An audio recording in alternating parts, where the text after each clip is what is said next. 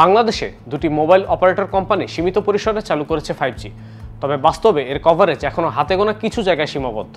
আমরা 5G বললেই বুঝি দ্রুতগতির ইন্টারনেট, কিন্তু এর গতি আসলে কতটা? শুধু দ্রুত ভিডিও কল বা গেমিংয়ের জন্য, নাকি এর পিছনে আছে আরও বড় কোনো প্রযুক্তিগত বিপ্লব? আজকের স্টার এক্সপ্লেন্সে খুঁজে দেখব 5G আসলে কি, কীভাবে কাজ করে, আর আমাদের দৈনন্দিন জীবন থেকে শুরু করে শিল্প, স্বাস্থ্য ও ভবিষ্যতের প্রযুক্তিতে কতটা প্রভাব ফেলতে পারে। এক কথায় 5G মানে দ্রুতগতির ইন্টারনেট, যা অত্যন্ত কম ল্যাটেন্সিতে বেশি ডেটা দিতে সক্ষম।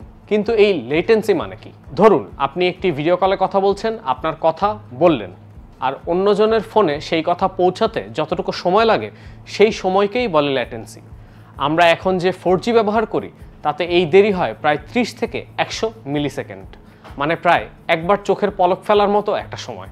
অন্যদিকে 5G নেটওয়ার্কে বাস্তবে এই দেরি বা লেটেন্সি কমে প্রায় 10 থেকে 20 মিলিসেকেন্ড পর্যন্ত হতে পারে। তবে গবেষণাগারে আদর্শ পরিবেশে 5G এর লেটেন্সি হতে পারে 1 মিলিসেকেন্ডের কাছাকাছি, মানে প্রায় সাথে সাথেই। পাশাপাশি গবেষণাগারে আদর্শ পরিবেশে আন্তর্জাতিক মানদণ্ড অনুযায়ী 5G প্রতি সেকেন্ডে সর্বোচ্চ 20 গিগাবিট পর্যন্ত ডাউনলোড স্পিড এবং 10 গিগাবিট পর্যন্ত আপলোড স্পিড দিতে সক্ষম। তার মানে এর গতি 4G এর থেকে অনেক বেশি। প্রতিদিনের ইন্টারনেট ব্যবহার, যেমন ভিডিও কল, লাইভ স্ট্রিমিং কিংবা অনলাইন গেমিং দ্রুত করার পাশাপাশি ভবিষ্যতের দীর্ঘমেয়াদী প্রযুক্তিগত উন্নয়ন, কারখানা, বন্দর, লজিস্টিক্স, স্বাস্থ্য আর স্মার্ট সেবায়ও কাজে আসবে 5G। এরিকসনের সর্বশেষ মোবিলিটি আউটলুক অনুসারে 2025 সালের প্রথম প্রান্তিকে বিশ্বব্যাপী 2.4 বিলিয়ন 5G সাবস্ক্রিপশন রয়েছে, যা বছরের শেষ নাগাদ হতে পারে প্রায় 2.9 বিলিয়ন। দক্ষিণ কোরিয়ায় প্রায় 30 মিলিয়ন 5G সাবস্ক্রিপশন রয়েছে। মার্কিন যুক্তরাষ্ট্রে প্রায় সব স্বনামধন্য অপারেটরদের 5G পরিষেবা রয়েছে। 2025 সালের এপ্রিল নাগাদ 4.39 মিলিয়ন 5G বেস স্টেশন বানিয়ে প্রায় 75.9% নাগরিককে 5G পরিষেবার আওতায় এনেছে চীন।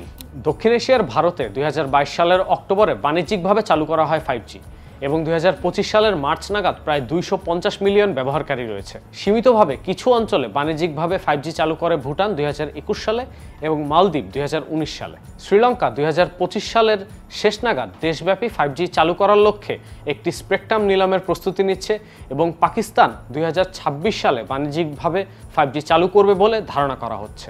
বাংলাদেশ এখনও মোবাইল 5G যুগের প্রাথমিক পর্যায়ে রয়েছে, তবে 4G নেটওয়ার্কের সীমাবদ্ধতা এবং অবকাঠামোগত সমস্যার কারণে বাস্তব জীবনে 5G এর সুবিধা পৌঁছাতে আরও সময় লাগতে পারে বলে ধারণা করছেন অনেকেই।